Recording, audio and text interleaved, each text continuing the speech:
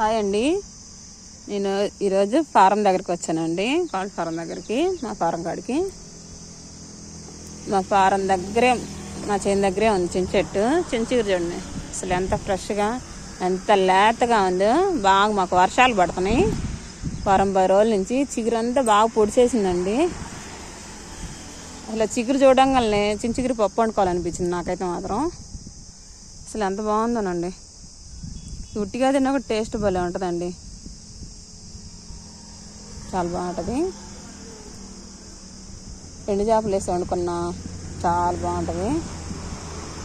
నేను ఇంతకుముందు తినేదాన్ని అండి ఎండు చేపలు, ఇప్పుడు తింటలేదు. మా ఇంట్లో వాళ్ళు ఎవరు తినరు.